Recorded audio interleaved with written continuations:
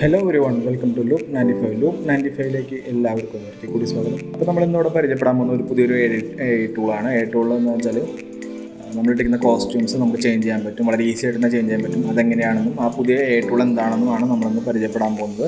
So keep watching loop 95.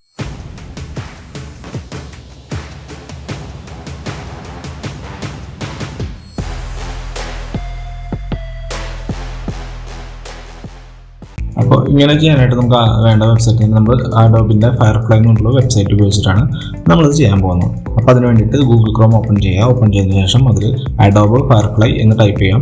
അപ്പോൾ നമുക്ക് ഇങ്ങനത്തെ ഒരു വെബ്സൈറ്റ് ആയിരിക്കും ലഭിക്കുന്നത്. അതിനകത്ത് ആവശ്യമില്ലാത്തുള്ള പോപ്പപ്പ് വിൻഡോസ് ഒക്കെ ക്ലോസ് ചെയ്യാം. അതിനുശേഷം ഇവിടെ കാണുന്ന ഗെറ്റ് ഫയർഫ്ലൈ ഫ്രീ എന്ന് പറഞ്ഞുള്ളൊരു ബട്ടൺ കാണാം, അത് ക്ലിക്ക് ചെയ്യാം. അത് ക്ലിക്ക് ചെയ്യുമ്പോൾ നമുക്ക് ഇങ്ങനെ ഒരു വിൻഡോ ലഭിക്കും. അപ്പോൾ വീണ്ടും കുറേ പോപ്പപ്പ് വിൻഡോസ് ഒക്കെ വരും, അതൊക്കെ നമ്മൾ ജസ്റ്റ് അവോയ്ഡ് ചെയ്ത് കളയാം. അപ്പോൾ അതിനകത്ത് നമുക്ക് വേണ്ട ഓപ്ഷൻ ഏതാണെന്ന് വെച്ചാൽ റീജനറേറ്റ് ഫിൽ എന്നുള്ള ഓപ്ഷനാണ് നമുക്ക് വേണ്ടത്. അപ്പോൾ അതിൻ്റെ അടുത്ത് തന്നെ ജനറേറ്റ് എന്നുള്ളൊരു ഓപ്ഷൻ കാണാം, അത് ക്ലിക്ക് ചെയ്യാം. അപ്പോൾ ഇവിടെ ഒരു ഓപ്ഷൻ കാണാം, അപ്ലോഡ് ഇമേജ് എന്ന് പറഞ്ഞൊരു ഓപ്ഷൻ കാണാം, നമ്മളത് ക്ലിക്ക് ചെയ്യാം. ക്ലിക്ക് ചെയ്തതിനു ശേഷം നമ്മൾ എവിടെയാണ് നമുക്ക് വേണ്ട ഫോട്ടോ സേവ് ചെയ്തിരിക്കുന്നത് അവിടെ പോയിട്ട് നമ്മൾ ഫോട്ടോ ജസ്റ്റ് അപ്ലോഡ് ചെയ്ത് കൊടുക്കാം. ഓക്കെ, അപ്പോൾ നമ്മളുടെ ഫോട്ടോ ഇപ്പോൾ അപ്ലോഡ് ആയിട്ടുണ്ട്.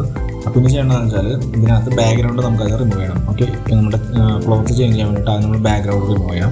അപ്പോൾ വളരെ ഈസിയാണ്. ഇവിടെ തന്നെ ബാക്ക്ഗ്രൗണ്ട് റിമൂവ് ചെയ്യുന്ന ഒരു ഓപ്ഷൻ ഉണ്ട്. അത് ജസ്റ്റ് ക്ലിക്ക് ചെയ്ത് കുറച്ച് സെക്കൻഡ് കഴിയുമ്പോഴേക്കും തന്നെ നമ്മുടെ ബാക്ക്ഗ്രൗണ്ട് റിമൂവ് ആയിട്ടുണ്ടാവും. ഇനി ചെയ്യേണ്ടത് നമ്മൾ ബ്രഷ് ടൂൾ എടുക്കാം.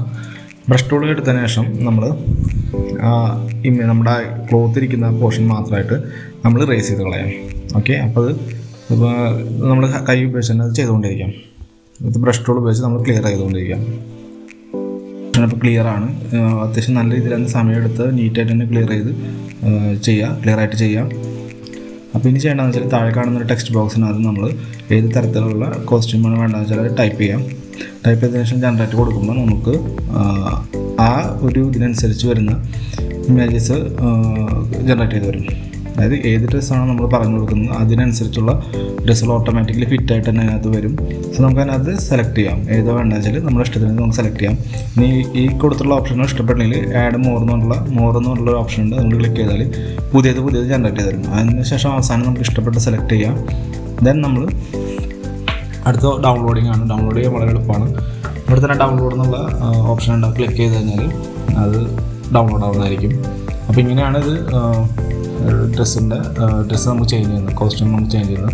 പക്ഷേ ഇവിടെ ഒരു പ്രശ്നം വെച്ചാൽ ഇതിനകത്ത് ഈ അഡോബിൻ്റെ ഒരു വാട്ടർമാർക്ക് ഉണ്ടായിരിക്കും.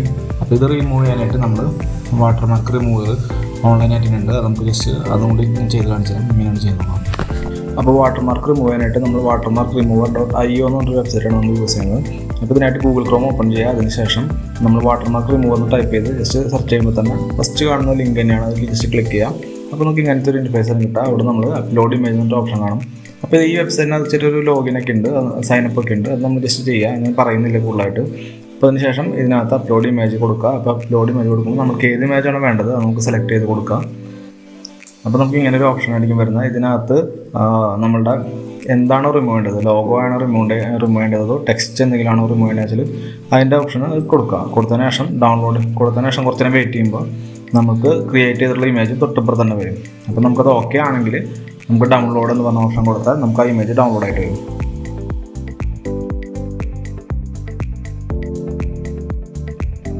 അപ്പോൾ ഇന്നത്തെ വീഡിയോ ഇത്രയേ ഉള്ളൂ. Thank you.